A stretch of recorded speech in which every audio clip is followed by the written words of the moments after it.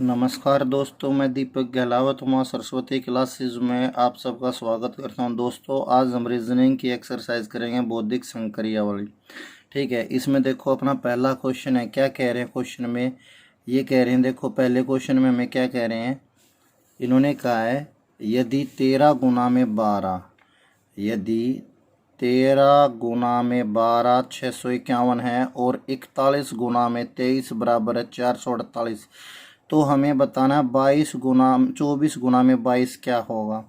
तो देखो क्या किया इन्होंने, जो 13 है कि ये 13 गुना में 12 जो है ये 651 आया है। कहने का मतलब है इन दोनों का प्रयोग करके 651 बने हैं। लेकिन 13 गुना में 12 तो जो होता है 156 होता है। तो हम ये सोचें कि 156 आया और उसके वर्ड चेंज कर दिए कि ये 2 वर्ड चेंज हो गए। ठीक है, 6 आगे चला गया, फिर 5 लास्ट से लिख दिया। तो इसी प्रकार अगर हम देखें 41 गुना में 23, तो यहाँ देखो जब भी 20 की यहाँ गुना होगी तो एक 3 जरूर बनेगा, लेकिन यहाँ तो 448 आ रहा है, इसलिए ये तरीका नहीं लगेगा। हमें क्या बताना होता है, जो तरीका यहाँ लगा हुआ है, जो तरीका यहाँ लगा हुआ है वही तरीका यहाँ लगा हुआ है, तो वही तरीका यहाँ लगेगा। तो देखो क्या किया है, 13 का उल्टा कर दिया। 13 का उल्टा क्या होता है? 31। इसी प्रकार 12 का उल्टा क्या होता है? 21। तो 13 का उल्टा 31, 12 का उल्टा 21, इनकी गुना किया तो क्या आया? 651। उम्मीद करता हूँ ये बात आपको समझ में आई होगी। ठीक है, इसी प्रकार हमें बताना क्या है, 24 गुना में 22। तो देखो 24 का उल्टा क्या होगा? 24 का उल्टा होगा 42 और 22 का उल्टा 22 ही रह जाएगा। तो 42 गुना में 22 क्या होता है? 924। तो 924 जिस ऑप्शन में वो अपना आंसर है। तो ऑप्शन डी में 924 है, तो डी ऑप्शन अपना आंसर है। उम्मीद करता हूँ आपको समझ में आया होगा क्वेश्चन। अगला क्वेश्चन देखते हैं। देखो अगले क्वेश्चन में क्या कह रहे हैं, दूसरा नंबर क्वेश्चन है यदि 14 गुना में 13 बराबर 128 तो और 16 गुना में 23 280, तो हमें बताना है 15 गुना में 11 क्या होगा।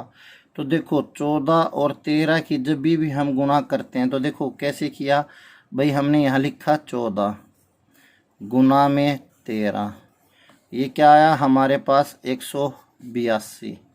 तो ये जो 182 आया ना, तो इन्होंने क्या किया, ये 2 यहाँ से उठा के इनके बीच में लिख दिया, तो क्या बना? 128।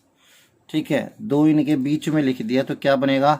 128। इसी प्रकार 16 गुना में 13 क्या होता है? 208। 16 गुना में 13 होता है 208, तो 208 होता है, तो 8 ये बीच में लिखेंगे तो क्या बन जाएगा?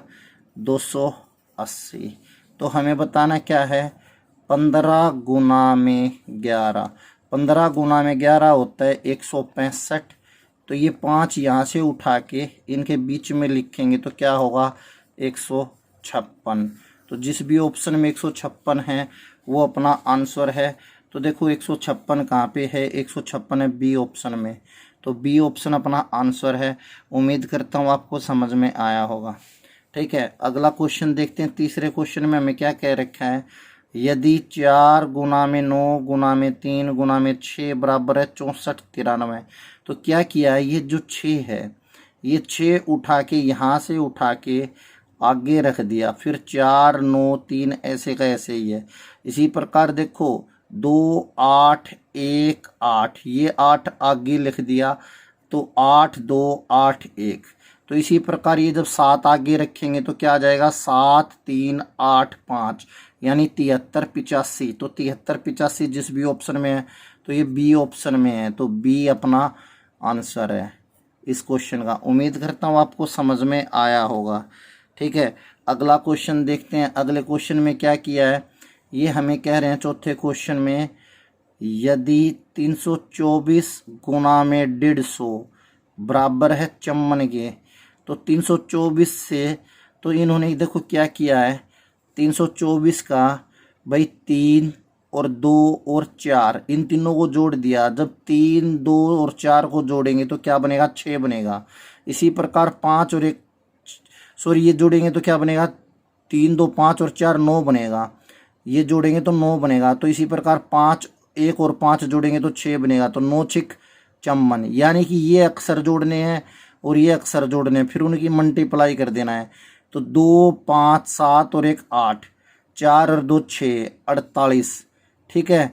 ये हो गया 8, ये हो गया 6, इनकी गुना की 48। इसी प्रकार अब देखो हमें बताना क्या है, हमें बताना है 651 गुना में 345। तो 651 के लिए 6 5 11 और 1 12, 345 के लिए 3 और 4 7 और 5 12, और 12 गुना 12 क्या होता है, 12 गुना 12 144। तो 144 जिस ऑप्शन में वो अपना आंसर।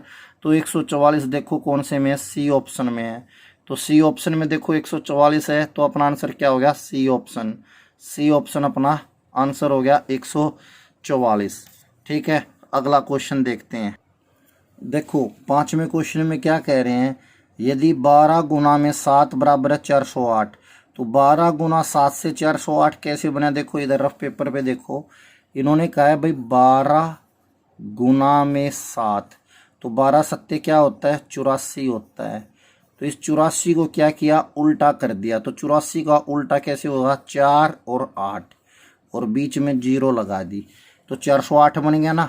इसी प्रकार आगे देखो 9 गुना में 8, तो 9 8 72 होता है, 72 का उल्टा करेंगे तो 27, बीच में 0 लगा दिया। इसी प्रकार 13 गुना में 7 करेंगे तो 13 सत्ते 91, 91 का उल्टा क्या होगा, 19। देखो 91 होता है 91, इसका उल्टा हो जाएगा 19, तो बीच में 0 लगाएंगे तो 109, 109 जिस भी ऑप्शन में वो अपना आंसर। तो 109 किस ऑप्शन में है, डी ऑप्शन में है। तो डी अपना आंसर हो गया। 5वें क्वेश्चन का अपना आंसर क्या हो गया, डी, ठीक है।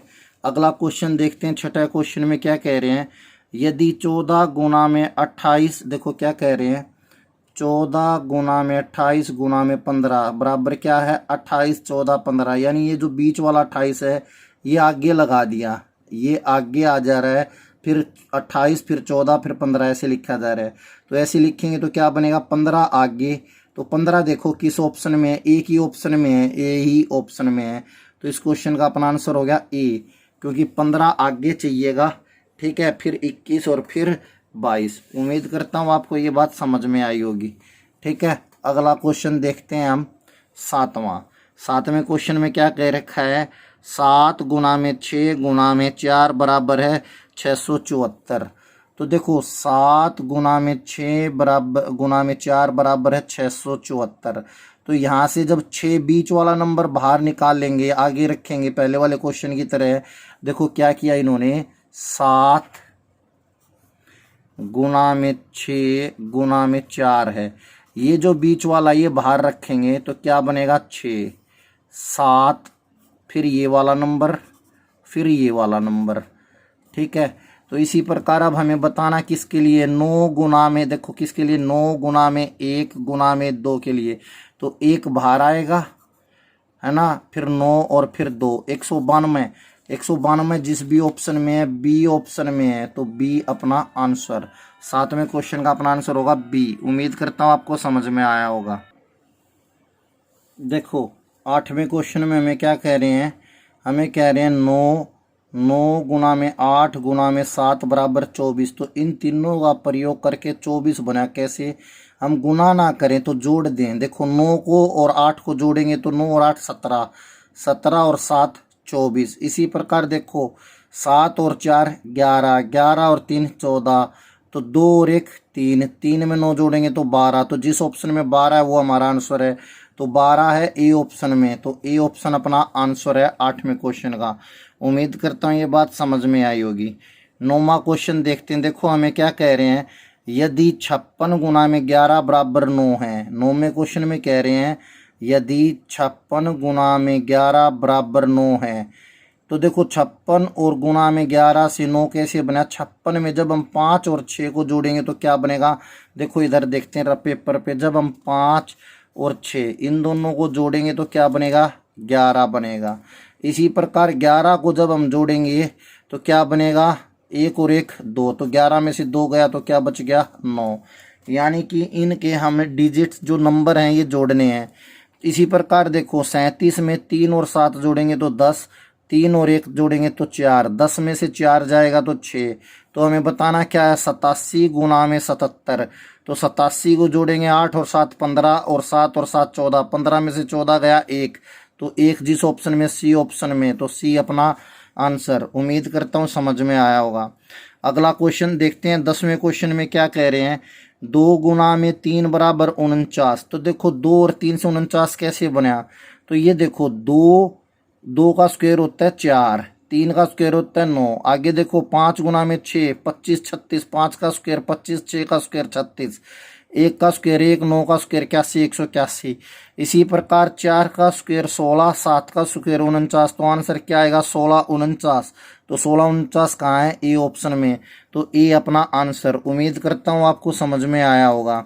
ठीक है, अगला क्वेश्चन देखते हैं। 11वें क्वेश्चन में क्या कह रखा है, देखो 11वें क्वेश्चन में कहा है 44 जमा में 51, 44 गुना में 51 बराबर 10।